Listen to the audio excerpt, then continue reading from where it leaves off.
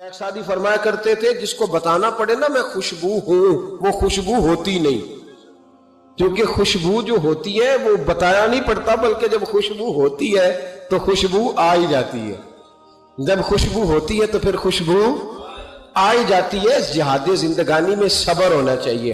دیکھیں نا اللہ کریم نے کیا فرمایا، فرمایا والا نبلونکم، میں ضرور تمہیں آزماؤں گا،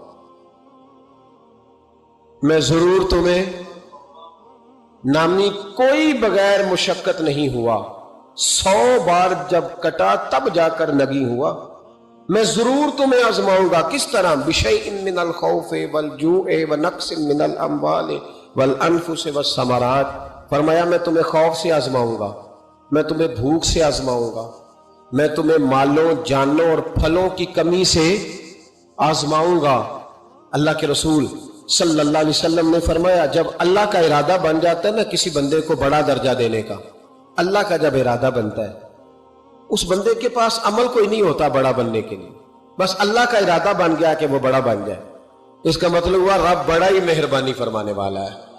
فرمایا محبوب کریم علیہ السلام نے کہ بندے کے پاس عمل ایسا کوئی نہیں، کردار میں، گفتار میں نیکی ایسی نہیں جس کے سبب سے اسے بڑا بنایا جائے۔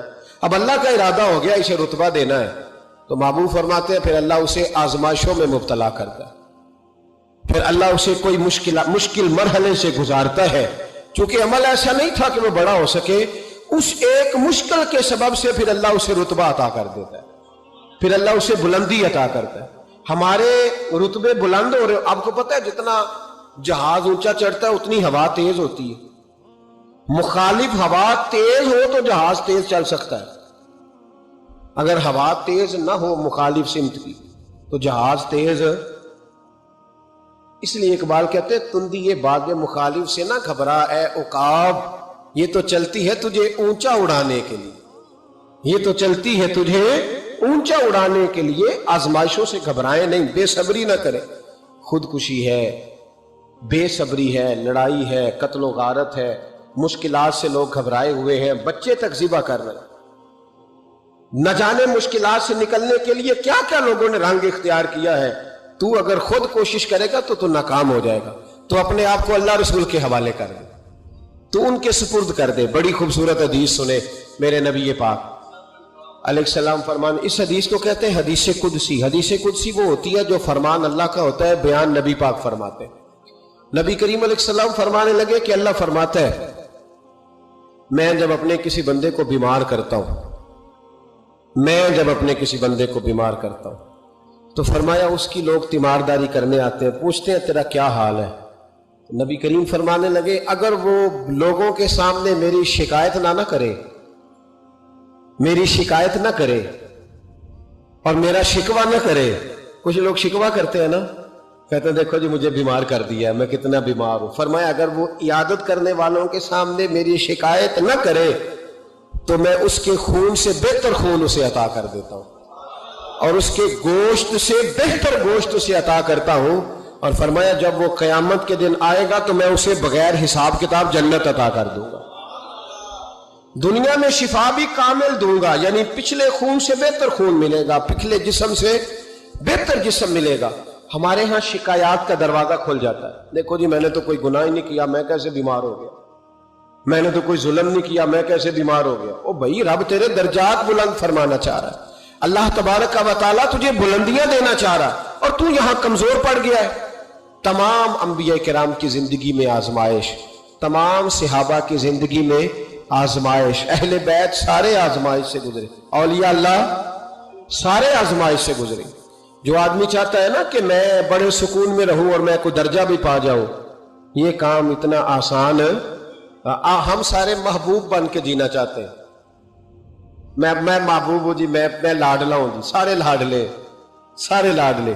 لاڈلا وہ نہیں ہوتا جو فرنٹ سیٹ پہ بیٹھا ہوتا ہے، لاڈلا وہ ہوتا ہے جو جھاڑو دے رہا ہوتا ہے، لاڈلا وہ ہوتا ہے جو لنگر کھانے میں تپ رہا ہوتا ہے، روٹیاں پکا رہا ہوتا ہے، وہ لاڈلا ہوتا ہے۔ جو اچھا دستار پہن کے اور اچھی ویس کوٹ پا کے فرنٹ سیٹ پہ آتے ہیں نا، تصویریں جس کی زیادہ آتی ہیں، وہ لاڈلا اس لیے کہ وہ تو پکی پکائی پہ آیا ہے، پکی پکائی پہ آیا ہے۔ خواجہ باقی باللہ رحمت اللہ تعالیٰ علیہ کے دائیں بائیں بڑے لوگ رہتے تھے، لیکن باقی باللہ رحمت اللہ علیہ کچھ دینے لگے نا جب، تو اپنے باورچی کو بلایا، روٹیاں پکانے والے، کہنے لگے میرا کچھ دینے کا پروگرام بن گیا، بتا تجھے کیا دوں؟ کس کو؟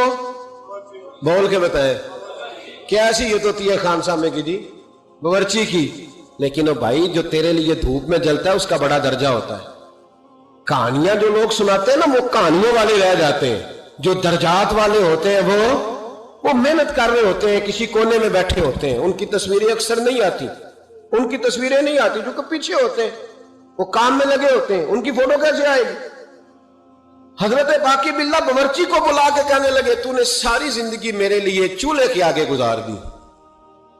لوگ روٹی کھاتے رہے، کہتے رہے جی میرے حضرت صاحب بڑے میرے اوپر مہربان ہے، میں گیا ہوں تو لنگر بڑا شاندار کھلایا ہے، لیکن تو ساری زندگی تندور پہ رہا، ساری گرمیاں تیرا پسینہ خشک نہیں ہو سکا، تجھے دینا ہے، تو بتا تو کیا لے گا؟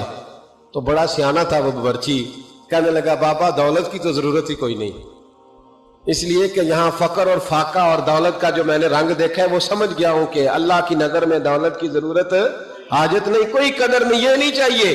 فرمایا کوئی عہدہ، کہنے لگا حضور اس سے بڑا بھی کوئی عہدہ ہوگا کہ آپ نے بلا کے سامنے بٹھا لیا ہے، چھوڑے۔ فرمایا چل کچھ تو کہنا، کہنے لگا بابا اگر کچھ کرنا ہی ہے تو مجھے اپنی طرح کا بنا دو، اپنی طرح کا بنا دو، چلو تو من شدی من تو شدم، اپنی طرح کا بناؤ، بات ختم ہو جائے۔ حضرت باقی باللہ کہنے لگے اٹھ، پھر اٹھ کے کھڑا ہوا، سینے سے لگایا، کہا مولا اس کی خواہش پوری کر دے۔ کہتے ہیں جب وہ پیچھے ہٹا نا تو سمجھ نہیں آتی تھی باورچی کون ہے اور باقی باللہ کون ہے۔ تیری تصویر میں وہ رنگ بھرے ہیں میں نے، لوگ دیکھیں گے تجھے اور پہچانیں گے مجھے۔ تیری تصویر میں وہ رنگ بھرے ہیں میں نے، لوگ دیکھیں گے تجھے اور پہچانیں گے مجھے۔